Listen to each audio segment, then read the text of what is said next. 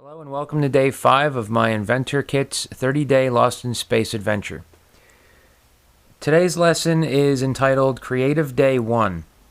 And basically what they want me to do is take the information that I've learned in the last 4 days and utilize it to build upon the project that I have in front of me.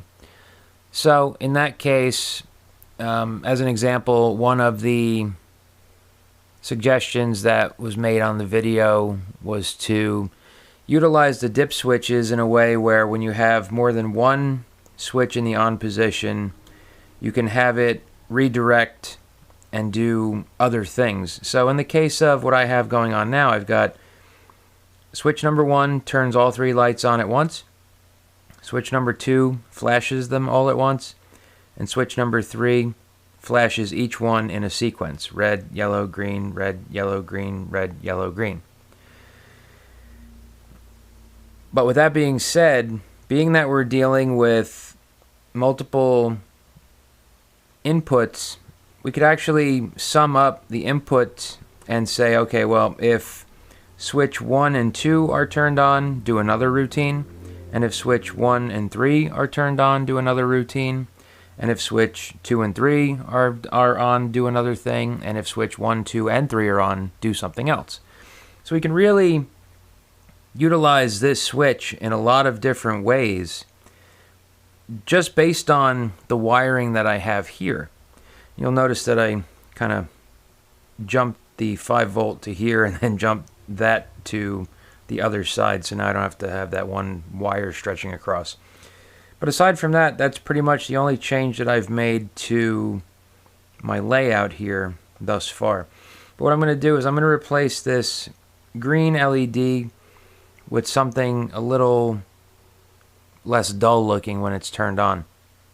A different resistor value would be helpful for that green LED because the 220 ohm cuts the voltage down too much, but I don't have a resistor close enough to this 220 value to try.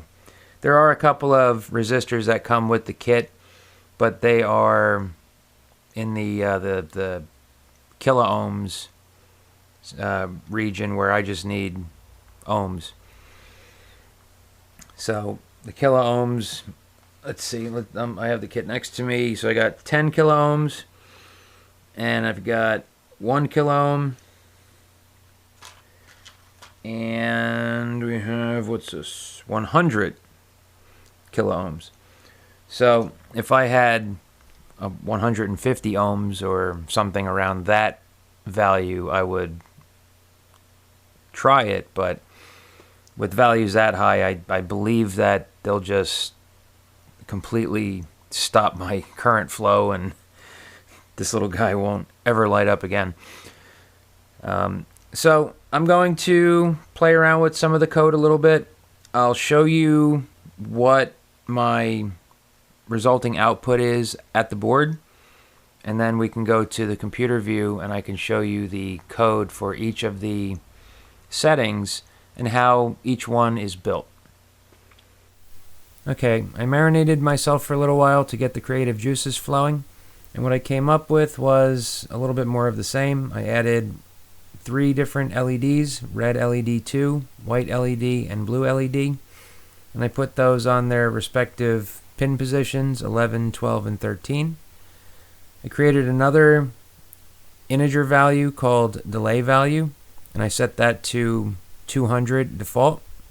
And what this allows me to do is this allows me to pass different variable values through the delay function without having to put in actual numbers. I could just change the delay value as a single value inside of each of my subsections here. You'll see I have delay value is 100, in here delay value is 1000, here delay value is 500, and that just blankets all the delay values or all of the delay calls inside of each little subsection. In my loop area, under my if conditionals, I added and conditions. So using 2 little ampersands next to each other tells the software that if switch number 1 is equal to 1 and switch number 2 is equal to 0 and switch number 3 is equal to 0, then do this. And all it does is if switch 1 is in the on position, light up the 3 lights, the original red, yellow, and green. In this conditional, if switch 1 is off, switch 2 is on, and switch 3 is off, then do this little area here, which was the flashing of red, green, and yellow from high to low, high to low, high to low. In the third sequence, I have if switch 1 is off, switch 2 is off, and switch 3 is on, then we do this subset here. So then we flicker the red light on, yellow light on, green light on. So it just goes red, yellow, green, red, yellow, green at this 100 millisecond delay value in between each of these sections here.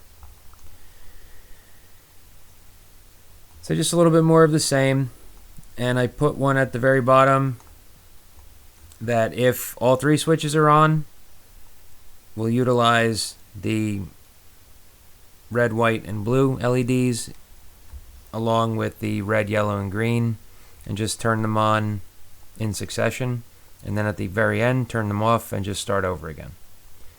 At the very end, I have the else conditional that says if all the other conditions aren't met, just turn all the lights off.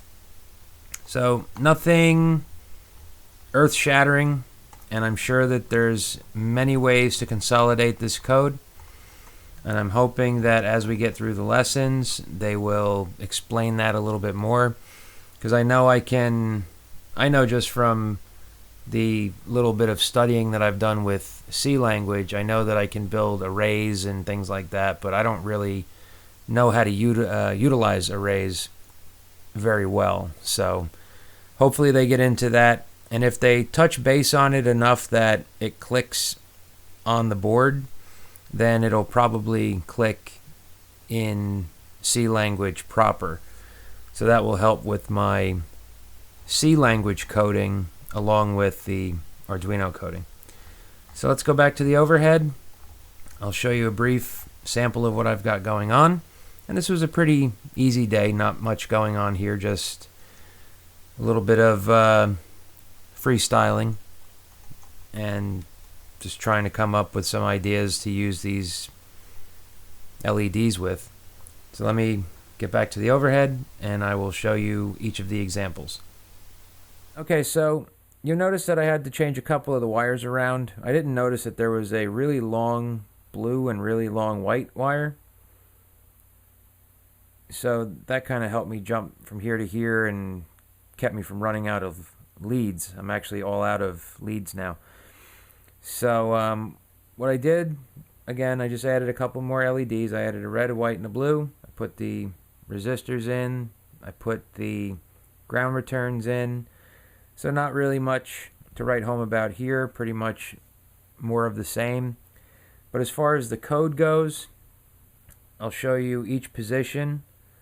So I've got, if switch 1 is on, turn on red, yellow, and green.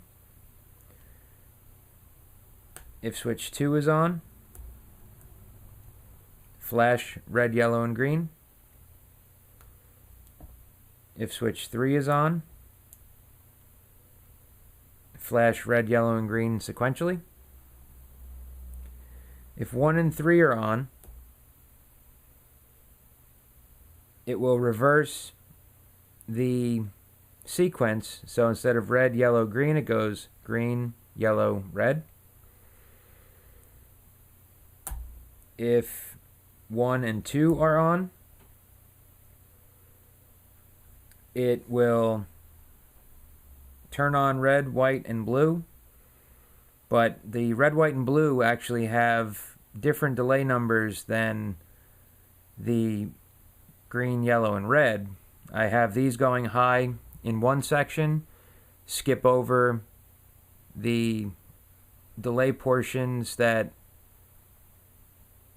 are in between the green and the red, and then turn them off when they get to red. So on with green, off with red. On with green, off with red. And now when all three are turned on, it then changes the state to light them all up sequentially.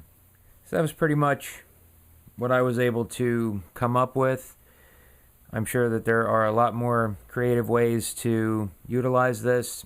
I, again, am very new to all of this, so I still feel like I accomplished something, although I think I could have done a little bit better, I'll be honest.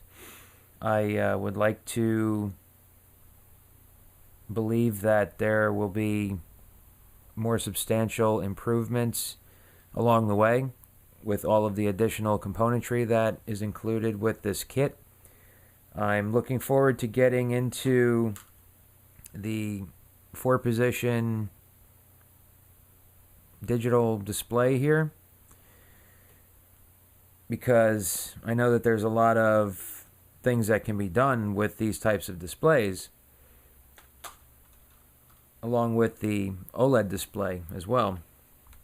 I'm really looking forward to getting to use this thing and see how this will work with the rest of this setup.